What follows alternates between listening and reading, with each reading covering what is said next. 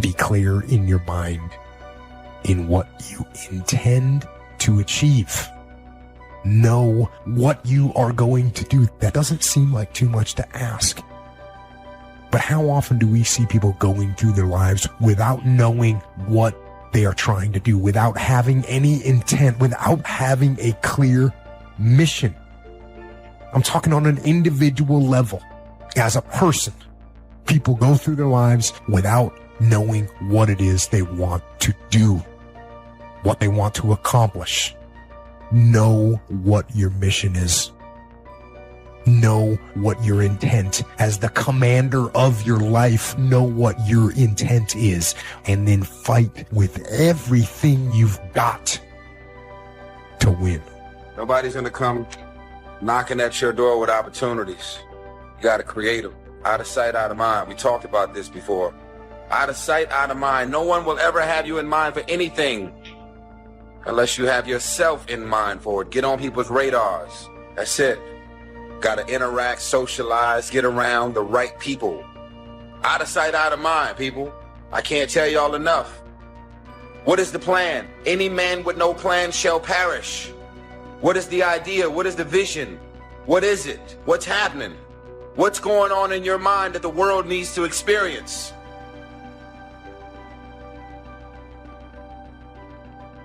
Write the vision and make it plain, so that he who reads it will run to it. And even though it tarry, that means take a long time, wait for it, for surely it will come at an appointed time. Listen to me. That's real. If you don't think it's real, I dare you to try it. Write everything you want on a piece of paper. Everything. Use your wildest imagination. If you can think it, you can achieve it. Write it on a piece of paper. Read it every morning and every night. Come back here 1 year from today and see how much of that stuff then came true. You have to write it.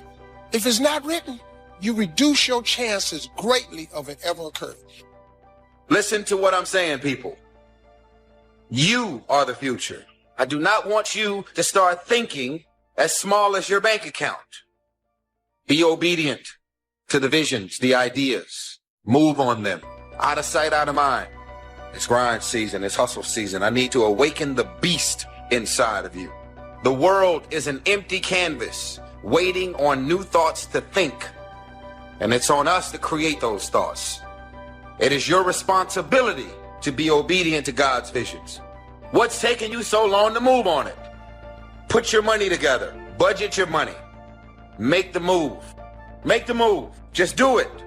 And guess what? If you hit a wall, get your ass back up and keep going. I've made it this far from hearing way more no's than I've heard yeses. But I'm not afraid of the word no. One underneath the other. Just let your dreams run free here. Not what you think you can get, but what you want. If everything fell into place, and you could have whatever you wanted the next 10 years, what would that be? Little things, major things, insignificant things, doesn't matter. Just make the list. I gotta tell y'all something. The real reality is this. When you decide what you want to do for your life and your career, when God sends you a vision, a bold vision and confirmation around that book you were supposed to write, anything, it's going to be your family and friends and loved ones to be the first ones to try and talk you out of greatness. Because why?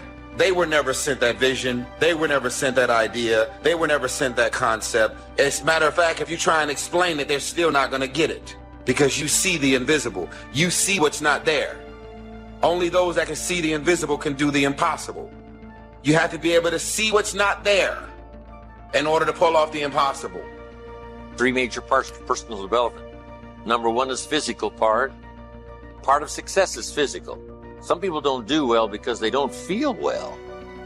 One of the first things to go to work on with intensive effort, and that's your own good health. Because a lot of things come from that.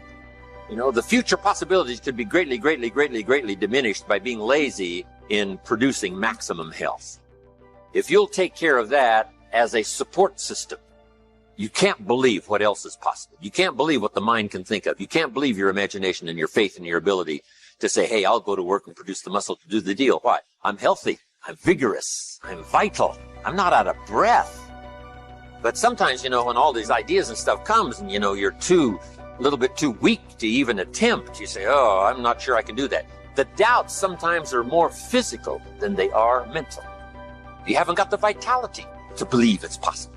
But if you've got the vitality and the strength and you've got the health to do it, I'm telling you, ideas seem to love to be invested in healthy people that have got the ability and the ambition to pull it off. They got the health to do it. They got the strength to do it.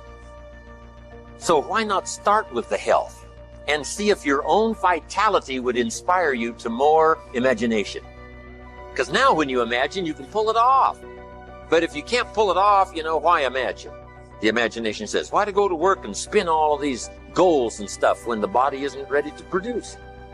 So start with physical. It's very important. Now here's some good ideas. There's scripture that says this, treat your body like a temple. Excellent phrase. A temple meaning something you take extremely good care of. Treat your body like a temple, not a woodshed. Here's why. The body and the mind work together. The body and the physical and the health is a support system for the mental that can dream, that can think, that can ponder, that can wonder, that can design, that can believe, that can have the spirit, and all that's possible in terms of emotional content. But now, since the mind and the body work together, you got to take care of the body as a support system. One wise man said sometimes the spirit is willing, but the body is weak. See, that's a sad combination, a willing spirit and a weak body. Sad. You wake up in the morning, right? The mind says, let's go get him. The body says, I can't even get out of bed. So have a talk with yourself and say, this is the last time I'm going to be out of breath. This is the last time I will lack the vitality to pull off my dreams.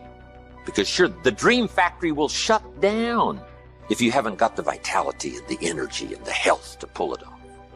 So start taking care. Now here's the key to be conscious of self, but not self-conscious. You just got to take care. The next generation gets a little weaker. Now the family foundation is starting to be weakened, which now weakens the nation because the nation is built up of strong family foundations. Now here's the third part. First is physical, second is spiritual, third is mental. Some key phrases on the mental part. First, the mind must be nourished. Food for thought.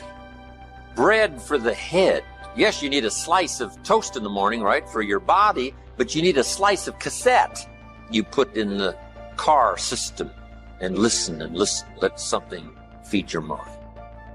Here's what I teach in one of the other seminars on the mind, and that is stand guard at the door of your mind. Don't just listen to anything and everything. Make sure that you're your own best filter of what goes into your mental factory and spins out the fabric of your life and future. Stand guard at the door of your mind. Spend time. Be a selective listener. But you got to have a good diet, a good mental diet. When you walk into a home and walk into the pantry of the kitchen, you take a look what's in there. This family's either going to be healthy or it isn't going to be healthy. A lot depends on what's in the cupboard. What you bring home, right, from the grocery store that you feast on for the body. Now here's what's important. A proper menu for the mind to make sure that it's got a wide range of nourishment. Because the mind needs the full education. The education of the dangers of life as well as the possibilities of life. Life consists of really two major things. One is avoiding the dangers and taking advantage of the opportunities. That's what life is all about. Avoiding the dangers and taking advantage of the opportunities. Now, by education, you've got to be able to see both, where somebody points out to you, these are the dangers, these are the possibilities.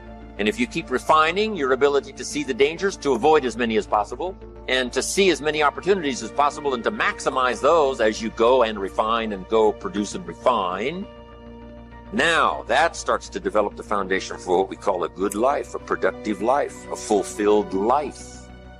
And we need this mental input so that you'll have mental food to feast on long after the lights are out and we've left the premises. Now, we also need mental exercise. We talked about debate earlier. That's good mental exercise. Is it or isn't it? Here's what's important. To debate with yourself. To look at both sides of the issue. You must be a student of tragedy as well as triumph. You must be a student of ill as well as good. Ideas. Learning to debate with yourself. What's good, what's bad, what's good for you, what isn't good for you. Keep your mind vigorous. Study evil as well as good. You need a good library. And in this library, you need all kinds of diversity. You need a book on Gandhi and you need a book on Hitler. Gandhi to show you how high and lofty someone's ambitions that are noble can go, and the other one to show you how despicable and low someone can sink in terms of pure evil embodied in a human. Don't be afraid of the debate. Don't be afraid of the health debate. Don't be afraid of the religious debate, the spiritual debate. Don't be afraid for something you believe in to be challenged, because that's where the vigor and the flourishing of something is. That it survives the debate. If it survives the debate, it's a pretty good idea. Okay, mental exercises. So, feed the mind, debate, exercise, a continual diet. Can't go too long in between the classes and the schools and the seminars and the sermons where things are being taught of value. Here's what else is important. You got to go to everything you can afford. Have a good plan, weekly plan, monthly plan to go to a variety of things, go to a variety of things, go to a variety of things. And don't miss the chance. Even if you're involved in a certain company and they say, we're going to have a training class, you say, I've been to one of those. I'm asked, you got to go again, and you got to go again. You can't get it all the first time. When they call a little training class, make sure you're there. Here's why. Some of them are going to be life-changing. And you don't know which experience is going to be life-changing. You can't pick the one. You just got to go, go, go, go. One is life-changing. You go again, you go again, you go again. Another one is life-changing. For the people that were there, somebody that you met, something that you heard, and that one was just perfect. The atmosphere was right, the crowd was right, and everything was right, and you'll never be the same again. And you don't know which one that's going to be. That's why you've got to pursue. Go often. Have a good plan for the search of knowledge and ideas that can inspire to the best of your potential. So now we've got the physical, we've got the spiritual, we've got the mental parts of personal development. Don't live in the past, and don't carry the past around like a burden, but simply use your past as one of your mentors to help refine mistakes, make some changes that you can invest now in the future. Here's the second attitude. It's how you feel about the future. We look back for experience, but number two, we look forward for inspiration. Take some time and decide what you want. Where do you want to go? What do you want to do the next 10 years, 20 years? How about the people you want to meet, the cities you want to visit, experiences you'd like to have over this next period of time? Here's the next key. Write it all down. Building a life is like building a house. You wouldn't start building the house until you had it finished. So I'm asking you not to be casual anymore. Start designing the future for yourself, for your family, for your business. Okay? Decide what you want. So from the past we get experience, from the future we get excitement. Now here's the next advice. Put everything on your list of goals. Little things, insignificant to someone else but important to you. So set goals. Set the goals that'll turn you on, goals that'll get you excited. Put everything on your list. Now, here's the next attitude. It's very important how you feel about everybody. If you want to be a leader extraordinaire, here's what you learn. Each of us need all of us. One person doesn't make an economy. One person doesn't make a symphony orchestra. Each of us need all of us, and all of us need each of us. Each gift is important as we bring it to the table, as we bring it to the community. Now here's the last one on attitude. It's how you feel about yourself. Nothing more powerful than self-confidence to start multiplying your income by 2, by 3, by 5, by 10. It comes from self-esteem. Doing the things you know you should do, and at the end of this day, your self-esteem is soaring and high. If you make it to the end of this video, I want you to write this. The world is an empty canvas waiting on new thoughts to think. And it's on us, creative visionaries. It's on us to create those thoughts. You pop up with the vision and the idea, and everybody monkey see, monkey do. They all fall in line. They want to do exactly what you did. What is that vision? What is that idea that you're sitting on? What is that dream that showed up to you and only you? You have to have everything you want written. If you do not have it written down, your chances of it happening is reduced drastically because it's a principle of success. The day that you start living your life according to everybody else's opinion is the beginning of the end. Most of y'all don't actually know your self-worth. You don't know your self-value. So you're like a vulnerable little child. You're shaking, and it's like, everybody loves me this week, so I love me this week. Next week, it drops. So now you're running around insecure and not loving yourself, sad and depressed, based on the feedback, the responses, and the energy that the rest of the world is giving you. If you allow your self-worth to be based on what other people think of you, is the beginning of the end. I love me. So the day that you decide to stop loving me, I'm not gonna love myself any less. I believe in me. If you stop believing in me, I'm not gonna believe in myself any less. If you believe that I'm irrelevant and that I don't mean anything to the world, that no one is checking for me, because you think or believe that about me, it doesn't mean that I'm gonna believe it about myself. You can protect yourself from negativity. And that's what stops most people, negative thoughts. You can coat your mind from negativity. It's a real simple exercise to do. I do it every morning before I walk out the door. So I walk out as a positive person. You know, I get tired sometimes. That's different from being negative. But to coat your mind from negativity is with one simple thing, gratitude. Gratitude erases negativity.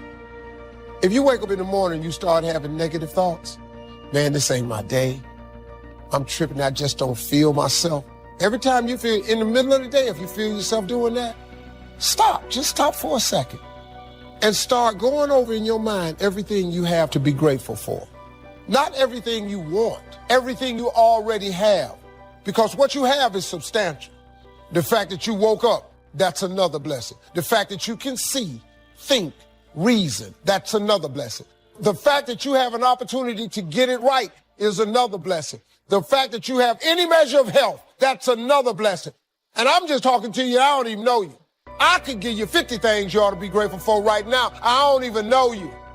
Start coating your mind with gratitude. It'll change everything for you.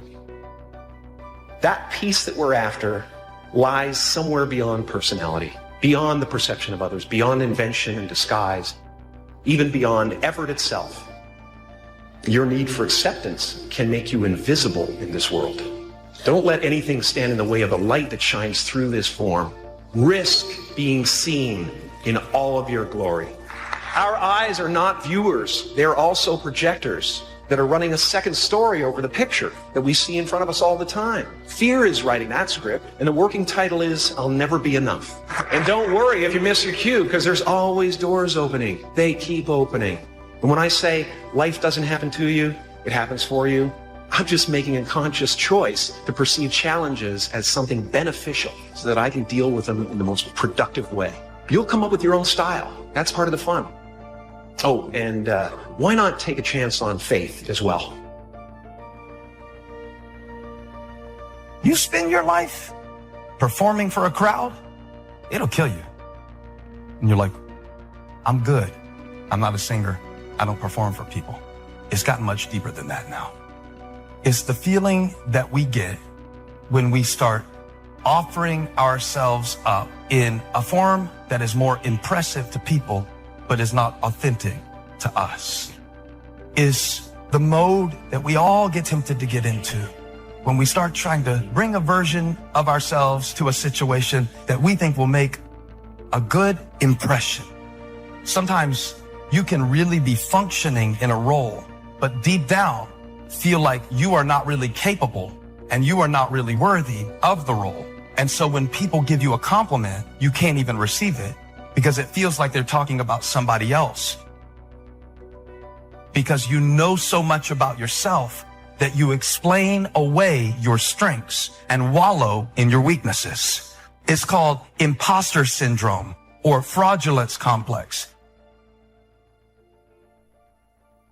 The day that you allow the opinions of the outside world to dictate the way you feel about yourself, it is the beginning of the end of you living a blessed and self-loving, secure life. Love yourself. Love yourself. Believe in yourself, independent of the validation of the world. Have opinions and feelings about yourself, independent of the feedback. Why you gotta have somebody calling you beautiful every day in order for you to feel beautiful? Do you believe that you're beautiful? Or do you only believe you're beautiful when other people say that you're beautiful? I'm just asking. Self-love is the cure to self-hate. If you make it to the end of this video, I want you to write, self-love is the cure to self-hate. These are the type of qualities that I'm going and have been instilling in my daughter.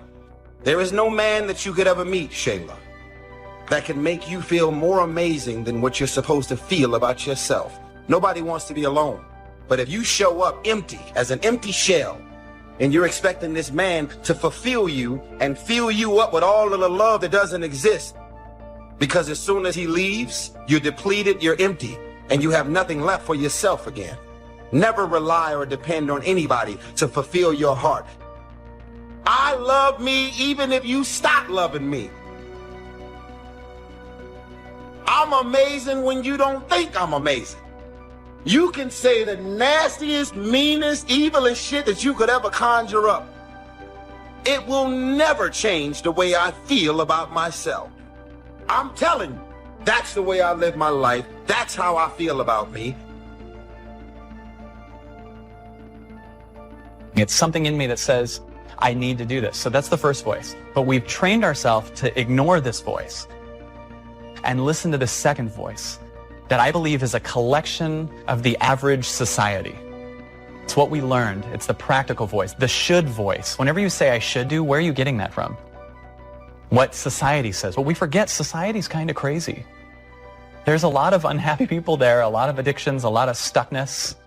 It's like, why are we using them as the bellwether that we should get our advice from, right? So this first voice goes, I think we should do this. And we go right to this voice that says why we shouldn't.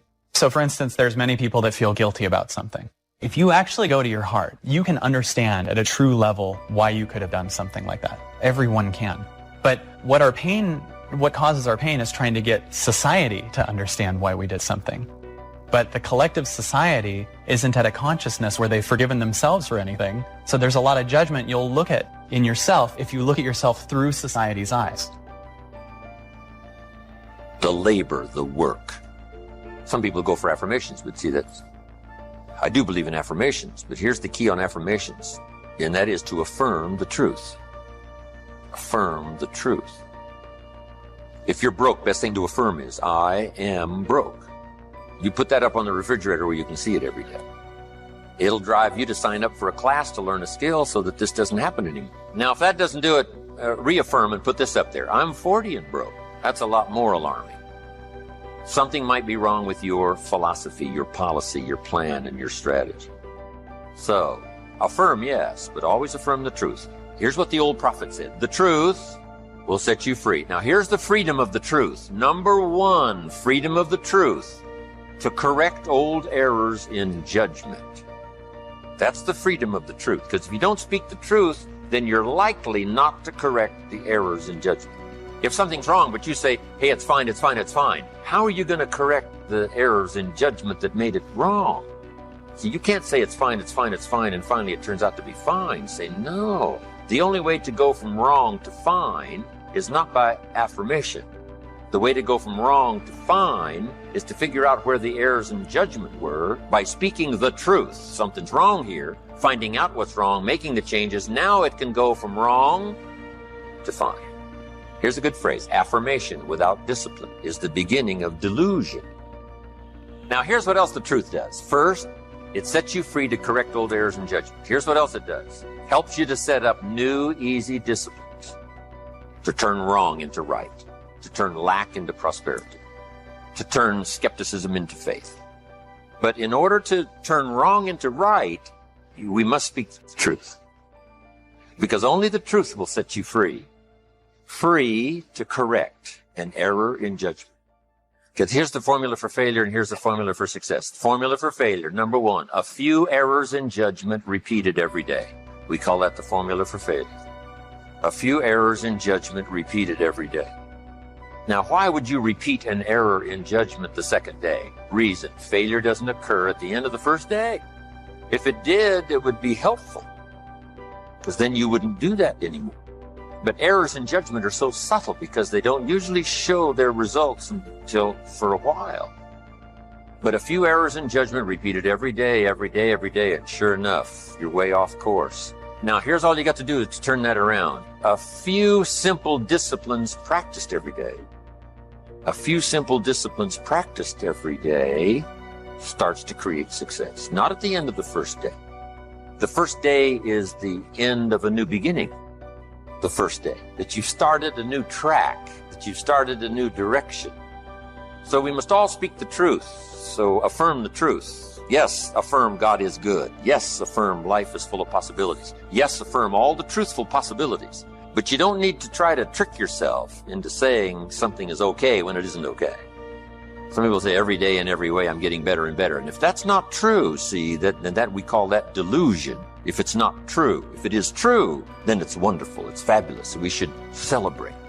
But if it's not true, every day in every way I'm getting better and better. See, if that's not true, then it is an affirmation that's destructive. So just affirm the truth. The truth is I lack some skills to multiply my income by 10, which I wish to do in the future. I need to learn the skills. Affirm that you don't have the skills, so that it'll drive you to get the skills because you want to multiply your income by 10. Yes, it is true. All things are possible to the believer. It is true. Errors in judgment lead to devastation. It's exhausted sometimes in laboring with words to get your vocabulary out there where it touches someone's consciousness so that they can see something they've never seen before. And we call that miracle stuff. I don't know how it works. You don't need to know how it works. All you need is a simple analysis like this. But the labor takes the idea, supported by faith, translate it into labor, and it starts producing all kinds of miracle. So now you can understand that you are a miracle worker. Would a miracle worker sleep late? I doubt it. Unique thing about genius. Genius has no sense of time. It's amazing. If you could have met Michelangelo and, you get there and it's like 11 o'clock. It's like midnight. And you said to Michelangelo, isn't it a little late? And Michelangelo would say, late? What's this late? What does that mean, late? I don't understand late. To a genius, it's not late. To the average person, it's getting late. But to a genius, it's not late. Say, well, Michelangelo, I'll meet you here in the morning and watch you get started. And you got to get there at 4 o'clock. You say, it's really early. And Michelangelo says, early? I don't understand this. What's this early? It doesn't compute early. Not to a genius. Because the genius is consumed by the finished product. And he devotes his imagination and his faith translated into muscle to produce the sculpture. Now, you can do that with your health. Health is just as valuable as the sculpture that inspires the world. Your own education, your own future, your own career, your own relationships, building a hotel, creating success, making a fortune. It's all part of the same scheme of imagination, faith, supported by labor. And now, all things are possible to those that believe.